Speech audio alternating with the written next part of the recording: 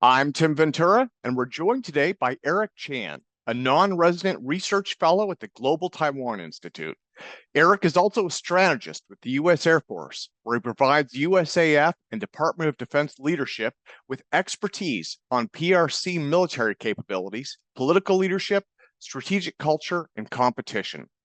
Eric was previously the China, Korea, Philippines, and Vietnam country director at Air Force International Affairs. He's also served as an analyst at the Air Force Strategic Deterrence and Nuclear Integration Office, where he provided expertise on PRC nuclear doctrine. Eric is widely published on Chinese influenced operations as well as information warfare, Taiwan military reform, military policy with the PLA, and the strategic balance in East Asia. He's written for publications including the USAF Journal of Indo-Pacific Affairs, the Diplomat, War on the Rocks, the Foreign Policy Research Center New Delhi Journal, and others. He holds a master's degree in international affairs from George Washington University and a BA in political science and history from the University of California, San Diego. Eric joins us today to discuss the intersection between strategy and China-Taiwan policy. So Eric, welcome, sir. Thank you so much for joining me. Let me start out by asking you to tell me just a little bit about your background, as well as what your focus really has been in regards to China and Taiwan issues. Certainly. First, thank you for having me on the show. I'd like to talk a little bit today about some of my work, which involves strategy development for the Air Force. Right, my background is in international affairs, and I started off with the Air Force doing what we call security cooperation, which is working with our allies and partners, and also engaging with other countries that don't quite count as allies or partners, like China. So I've experienced working with the Chinese military, as well as our other true allies and partners in the region, like Japan, Korea, Taiwan, Philippines. Okay. Well, so I want to jump right into it here. This has been a giant week for China, and that's why I am so thankful that you were able to join me to talk about these things. I mean, just the China situation is moving really quickly right now.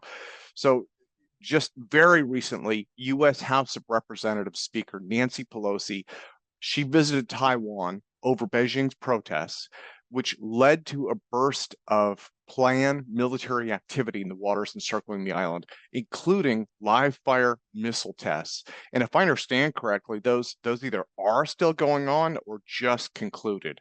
So, I wanted to see what your thoughts are on this. As I understand things, they've essentially circled Taiwan with Chinese naval forces. They've got them on basically all four sides of the island.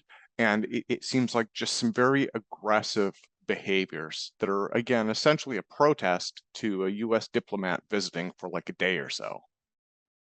Yes. So what these type of operations are, they're a form of political coercion for the Chinese military. It's not a specific U.S. military term, because these aren't really so much military operations designed to achieve what we call a kinetic effect, right? They're instead trying to evoke political effects. There's also side benefits like operational training because of the scale and the size of these exercises. They're getting training and being able to execute, some modicum of joint operations between their Navy, their Air Force, and their rocket force. But all in all, it's meant to intimidate the Taiwanese public. It's also meant to warn the publics of Japan and America, and to a lesser extent, the Philippines, about the potential costs of any intervention. It's not for nothing that they shot 5 ballistic missiles into the exclusive economic zone of Japan. And then they followed it up by saying that they don't recognize that easy to begin with. So obvious political messages here. And they followed that up with an information campaign, largely through media. There have been a lot of retired generals going on to Chinese media right now talking about the overall effects, what they're trying to achieve from this campaign, and also More interestingly, the limits of that campaign, showing strength by the PLA while not getting themselves into an actual shooting war. At least that's the way that they're trying to portray to their own domestic populace. So with that in mind, I think it's important not to overstate what these type of operations are. They're not a blockade. Uh, the Chinese military has evolved considerably in the last 15 or 20 years. They're professional enough where I don't think that there's going to be that tactical miscalculation that might accidentally lead to war. A pilot shooting off a errant missile or a Navy captain going where they shouldn't. It's pretty tightly controlled, and it's meant to send a message. Ah, okay. Okay. Well, so, this kind of popped into my head when I was doing research for this interview, but I wanted to read you kind of a legal definition here. So, an intentional act that puts another person in reasonable apprehension of imminent harm or offensive contact. That is the textbook definition for criminal assault, right? And so I realized that on a national scale, right, when you're dealing with international things, it's a little bit different than it would be in just normal criminal code. But that is, I guess, just not to mince words, it sounds like almost the textbook definition of assault. So it also, I guess, on a larger scale, just doesn't seem like a very mature or thoughtful response in general. And it seems like the PRC has had several of these in the recent past. Why have other governments extended China so much tolerance for this behavior? So I think this also deals with the way that China thinks about this concept of deterrence, right? In the US, we think of deterrence as one thing and the concept of coercion as another, right? You deter somebody from attacking you, you coerce somebody to get what you want. For the PRC and for the Chinese military in general, there is no delineated double concept. Deterrence is coercion, and coercion is deterrence. So when you look at it through the Chinese military standpoint, when they execute deterrence, they are also coercing other nations into getting what it is that they want. So I think when you talked a little bit about the legal definition of criminal assault, that's actually a really good point in terms of thinking through how the Chinese military operates. Right, we tend to think of us being either at peace or we're at war. There's nothing in between. It's very hard for us to get into that weird in between state. And now we've called this, gray zone activity, for lack of a better term. And then for the Chinese, it's not so, right? For them, it's a spectrum of conflict, right? You're never quite at peace, and you can extend all the way to kinetic warfare, but you're always in some sort of spectrum of the struggle. So this is simply an escalation in the spectrum of struggle.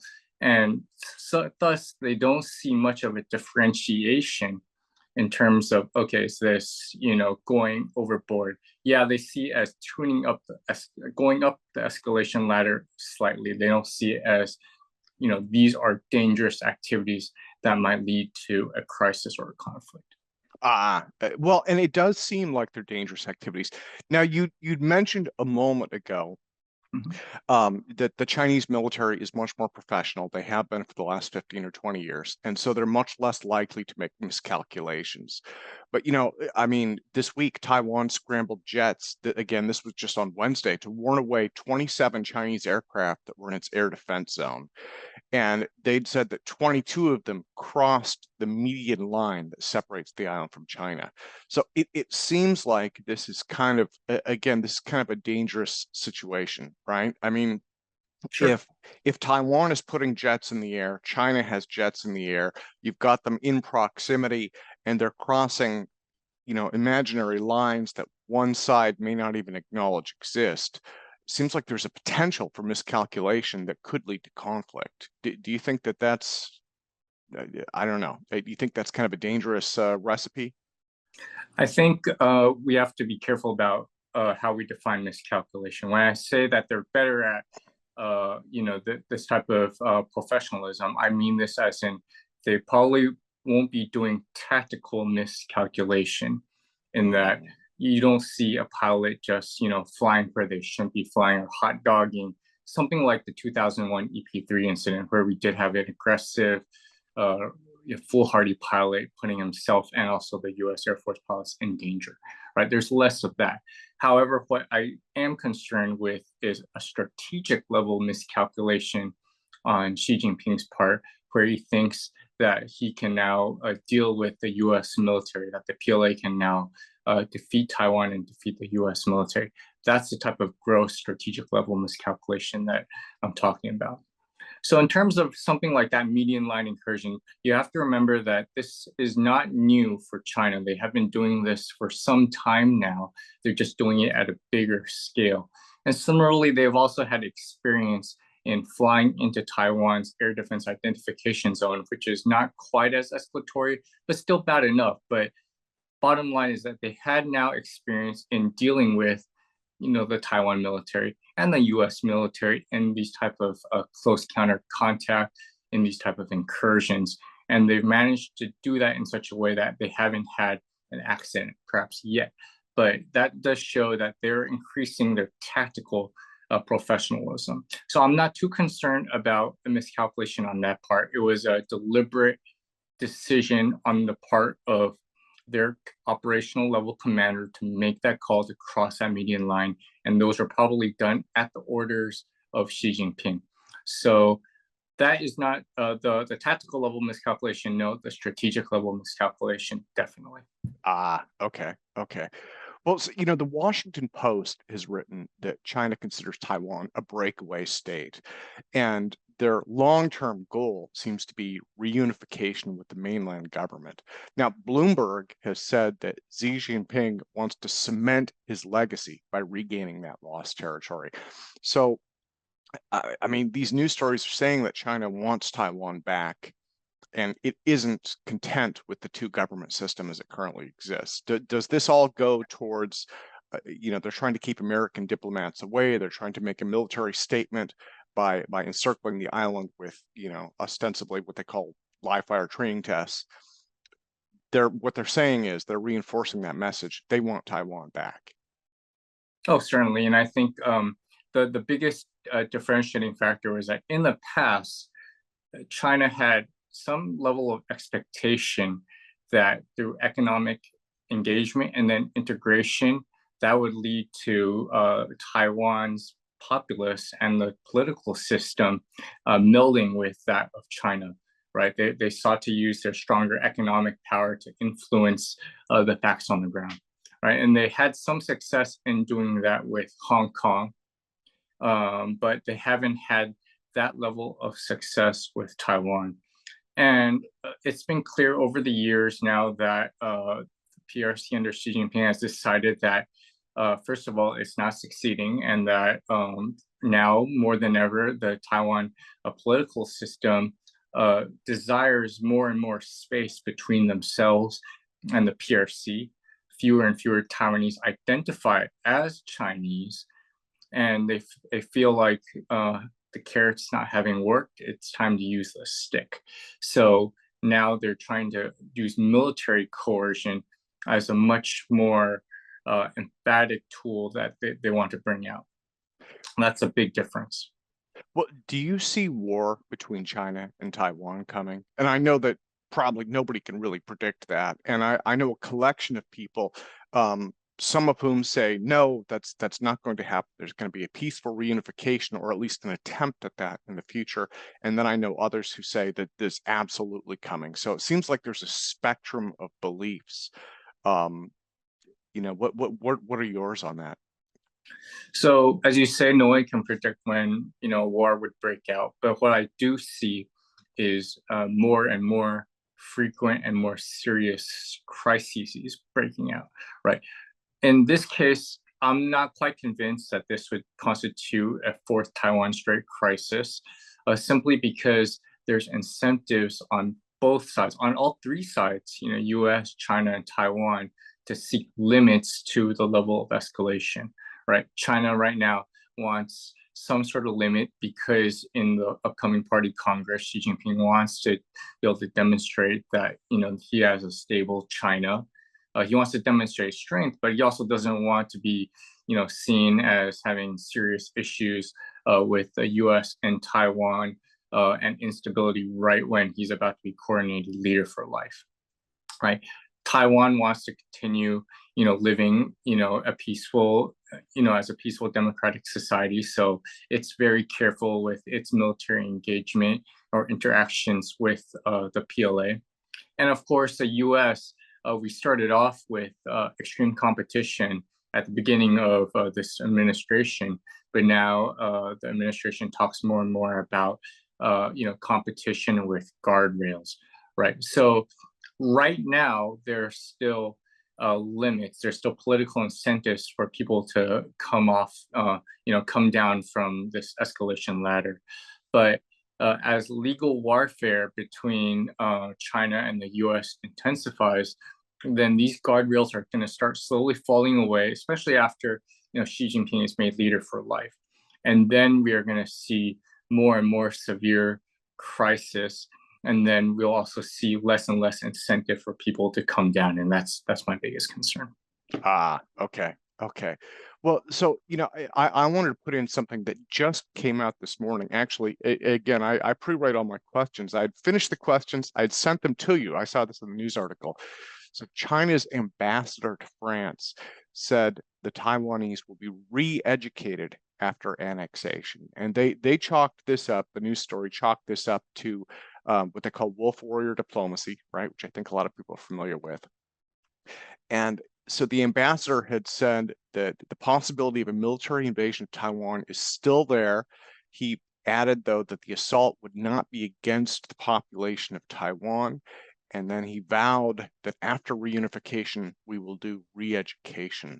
So what are your thoughts on that? That seems like it's kind of a loaded statement by the ambassador, and it touches on, I guess, a lot of different socio-cultural as well as military areas.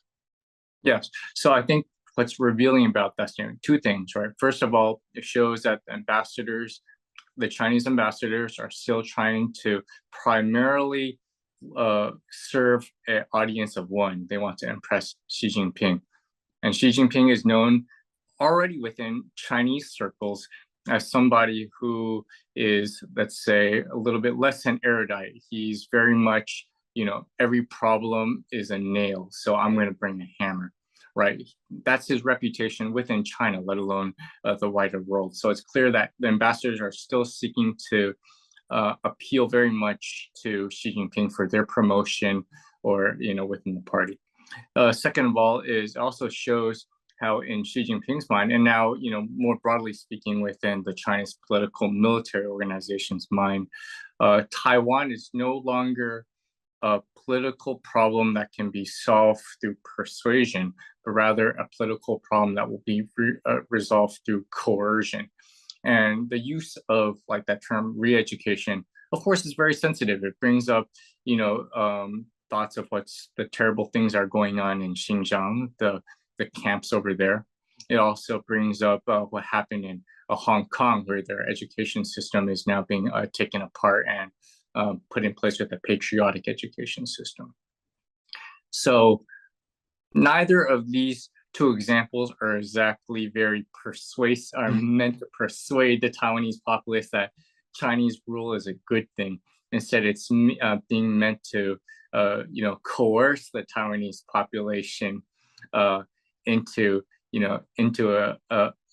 fear. So it shows where the winds are heading.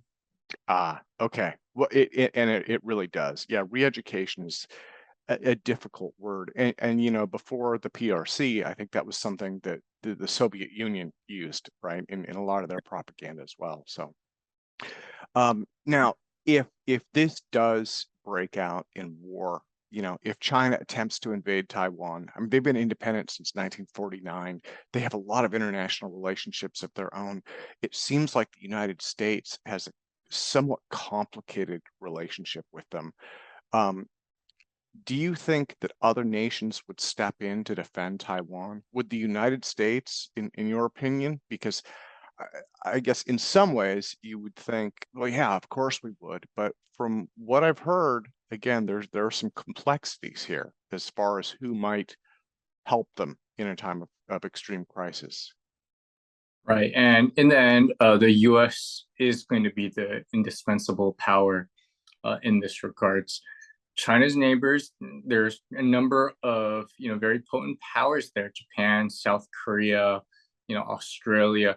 None of them would like to see, Taiwan forcibly unified with the PRC.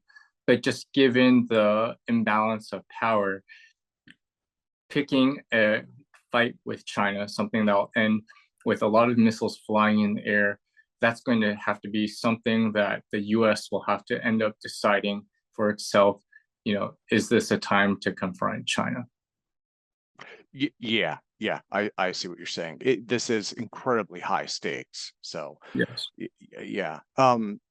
Well, not just from a military perspective, but we have the U.S. has nearly 100 billion a year in trade with the Republic of China, and that's Taiwan, and then nearly 700 or over 700 billion a year in trade with the communist PRC.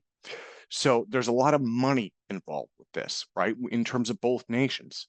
If do you think that we would continue trading with both countries, or would we end up probably doing an embargo, I guess, on the PRC if hostilities increased? I think if hostilities increase, what you're going to see is an acceleration of not quite complete decoupling, but rather a strategic decoupling. And that's something that China itself is already very much interested in, right?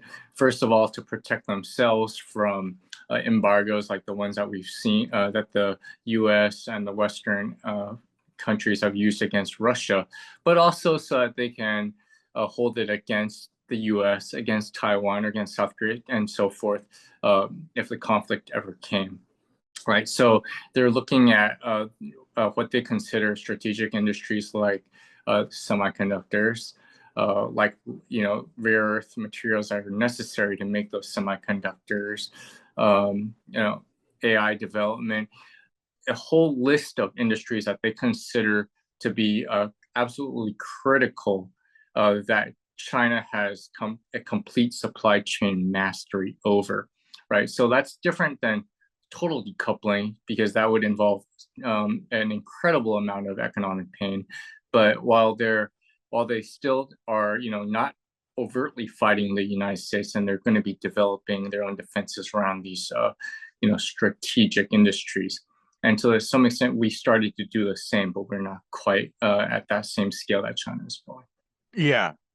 Well, you mentioned semiconductors. So Taiwan's TMSC, in fact, they just issued impact statement about potential war in Taiwan, between China and Taiwan, and they said that obviously this is something that no one wants, and it would be very bad, for the commercial sector.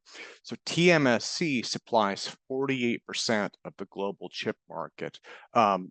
And as I understand things, TMSC, obviously their headquarters is in Taiwan. They have manufacturing facilities in China, on the Chinese mainland. So again, it's a very complicated situation. There are a lot of relationships, both from a military perspective and a business perspective.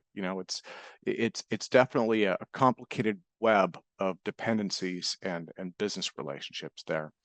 What do you think the potential supply chain impacts might be if hostilities break out? They would be enormous. They would make what we're currently seeing with Russia and Ukraine look like child's play, right? Because right now, Russia and Ukraine, gas, oil, wheat, vegetable oil, relatively fungible. You can get those things elsewhere, but you're not going to suddenly grow a semiconductor foundry from scratch. It's not going to be something that you can just find and easily replace. So this would be an absolute nightmare. And TSMC, for example, what they've done is they've had a dual track strategy for their own development. They reserve the highest of their technologies for Taiwan manufacturing alone. So they have factories on Taiwan, foundries on Taiwan that create their most advanced chips. On the second level now, they're looking at developing factories within the United States now that are doing something an order down from these most advanced chips. And then finally, the foundries in the PRC, those create what they would consider to be obsolete or obsolescent chips that are meant for things like automobiles versus like the more advanced chips that would be used in supercomputers, right? So they've tried to play this type of diversification game to protect themselves and also to ensure that they can continue dominating the semiconductor market. Now, of course, if there is an invasion, then not only would there be massive disruptions to the raw materials and the supply chain, but also if the PRC wins, then they would be taking over a lot of this highly advanced infrastructure in Taiwan and allow them to pretty much have an entire mastery of the semiconductor supply chain, from raw material to the less advanced chips to finally the most advanced chips. And that would bode poorly for the US in the years to come. Yeah, yeah. Well, is Taiwan looking at decoupling from China? Because I know this is something on the US side. You mentioned that a moment ago. That decoupling, especially on the strategic level, you mentioned, is something that both sides kind of have an interest in. There's been some movement with it. Is Taiwan looking at doing the same thing? You said that it's mostly obsolete chip architectures, right, or levels of chips that are being made in mainland China. Is Taiwan looking at moving some of that manufacturing that's currently on the mainland to other nations to get around some of the issues, I guess? See, Taiwan is in a very interesting spot in that for the last 8 years or so, they've attempted diversification throughout Southeast Asia, also to South Korea, and now increasingly the United States. And they found this type of diversification extremely difficult to do, simply because the Chinese Communist Party throws a significant ton of money at the problem. So in a free market society, then if somebody is offering you free money, that's something that's very, very difficult to turn down with, if you don't want to pay those type of political costs. So even with this type of diversification campaign, which has had some success, the overall volume of trade has actually increased somewhat, which is actually pretty surprising, considering that China is actually helping that diversification process by sanctioning or soft embargoing large sections of the Taiwan economy. So in the end, it boils down to, again, strategic decisions on where to engage with the PRC and where not to engage. And I think it's pretty clear that Taiwan is also trying to execute a strategy where they try to not engage on the most sensitive high-tech items, while remaining open to economic engagement in things like fish or food imports or toys or low tech stuff. Yeah, yeah. So it's again a complicated issue, both from a military as well as business perspective. So Eric, thank you again for your time. Thank you so much for joining me today. Let me close by asking, what comes next for you personally, and where do you see the China-Taiwan situation going in the short term, in the near future? So what I think about it personally is that I'll have a lot of future opportunities to be having these type of discussions, because I can only see tensions going up from here. I talked a little bit about legal warfare between both the US and China. And just to illustrate a little bit of this, in 2005, China came out with the anti-secession law, right? And it made it illegal, obviously, to secede from the People's Republic of China, and of course Taiwan is included in that definition. And now there's a lot of talk in that the upcoming People's Congress that this type of secession law will be increased in scope and in intensity, so that it would make it illegal not to pursue a war of unification, right? To take Taiwan, right? And also, looking at ways of, limiting Taiwan's international space, like not recognizing the Taiwan Straits as international waters, right? These are legal warfare games. From the U.S. side, the National Defense Authorization Acts that are coming up, going through the House right now, looks at increased partnership with the Taiwan military, allowing the DoD to more openly exercise with the Taiwan military. And of course, in the Senate Foreign Policy Committee, there's the Taiwan Policy Act, which looks at transforming a lot of our Taiwan policy, including what's called a foreign military financing for the Taiwan military, which is essentially us giving, military assistance to Taiwan versus requiring them to buy items from the U.S., but rather just giving them items. So we're sort of setting the stage where both sides will now have less and less maneuver room, especially under Xi. And she's already made it very clear that he doesn't really care for that maneuvering room to begin with anyway, because he's proactively putting out these policies to demonstrate how strong he is. But because he's doing that right now, that also makes it harder for him to maneuver in the future, which means when there is a crisis, it's going to be a lot harder for both sides to back down. So in closing here, I don't think we are at a crisis stage yet, but we're putting into place all the things that are necessary for a serious crisis. And I don't think that we in the US were really ready to confront the scale of this crisis that is soon to come. Eric, thank you again so much for joining me today. Thank you for having me.